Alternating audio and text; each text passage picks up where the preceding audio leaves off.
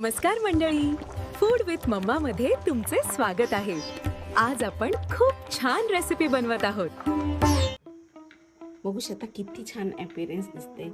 आता बघून दाखवते मी तुम्हाला की कसं झालं. ओ माय गॉड, किती माउथ मेल्टिंग.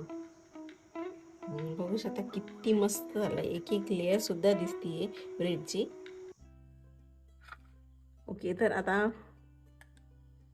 मी इथे मँगो पल्प घेतलेला आहे. ही ब्रेड स्लाइस आहे. हे स्पेशली टूटी फ्रुटीचे आहे. थोडा स्वीटनेस आहे यामध्ये आणि आपल्याला फ्रेश क्रीम लागेल. आता इतक्या कमी साहित्यामध्ये एकदम उत्तम पदार्थ मी तुम्हाला बनवून दाखवते. चला कसा तर दाखवते. आता इथे मी फ्रेश क्रीम घेते.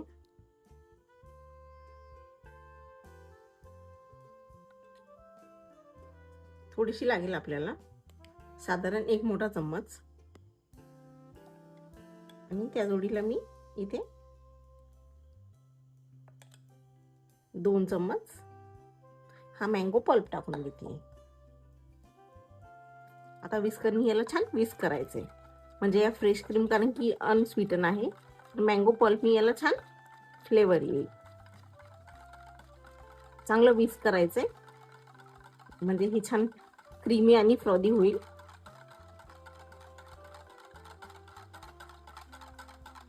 या पद्धतीने बघू शकता छान मँगो पल्प क्रीम मध्ये मिक्स झालेला आहे.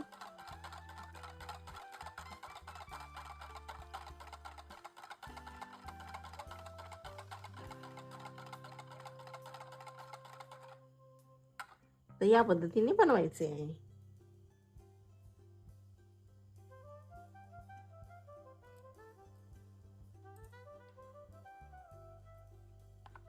अशी या पद्धतीची क्रीम झाली पाहिजे आपली, जरा सरसरीत, म्हणजे टाकलं तर असे पडेल.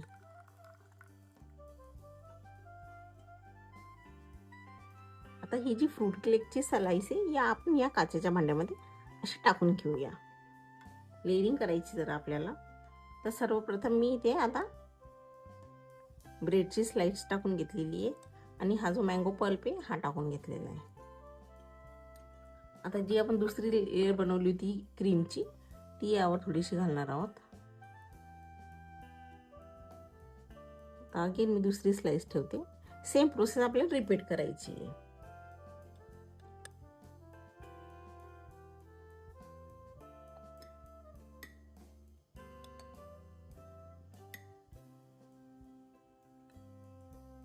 त्या पद्धतीने दुसरी लेयर टाकायची आपल्याला.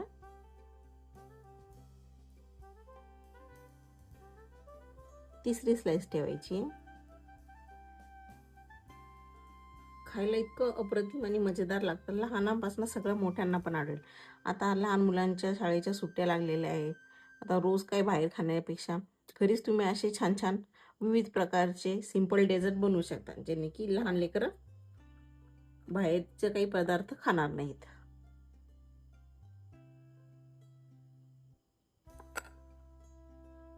आता ही चौथी स्लाइस टाकली मी. जरा प्रेस करून घ्यायचं म्हणजे हे जरा सेट होईल या काचेच्या भांड्यामध्ये.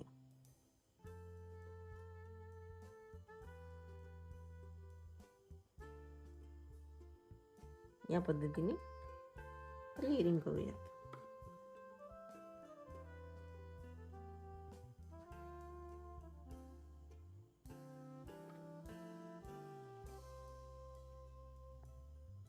आता मी सर्व छान ब्रेडची लेयर करून घेतलेली क्रीम आणि मँगो पल्पनी. आता हे जे आपण सेट केलेला डिलाइट आहे हे आपल्याला फ्रीजमध्ये साधारण 8 ते 10 तास मस्तपैकी फ्रीज करून ठेवायचे. आता हे ओव्हरनाईट मी 8 ते 9 तास फ्रीजमध्ये ठेवलं होतं. बघू शकता एकदम छान सेट झालेलं आहे आणि आपला ब्रेड सुद्धा मस्त असा सोक झालेला आहे. आता याला आपण जरा गार्निश करूया. तर मी इथे जरा आंब्याचे बारीक बारीक असे काप करून घेतलेले आहे. जरा सेंटरला ठेवूया हे, म्हणजे दिसायला जरा अपीअरन्स दिसतं. आणि लहान मुलांना आता या सुट्टीमध्ये तुम्ही असे हे मँगोचे विविध पदार्थ बनवून खाऊ घालू शकता.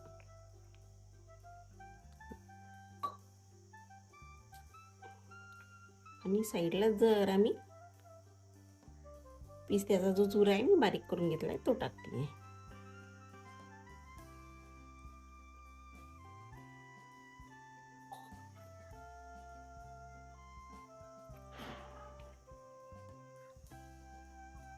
जरा डेकोरेटिव्ह असलं ना तर लहान मुलांना खाण्यात जरा आवड निर्माण होते आणि ते बाहेरच्या वस्तू मागत नाही.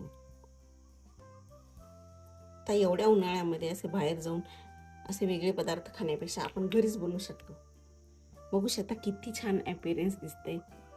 तर या उन्हाळ्यात तुम्ही हे मँगो डेझर्ट नक्की बनवून बघा. आता बघून दाखवते मी तुम्हाला की कसं झालं. ओ माय गॉड, किती माउथ मेल्टिंग. बघू शकता किती मस्त झालं. एक एक लेअर सुद्धा दिसतीये ब्रेडची.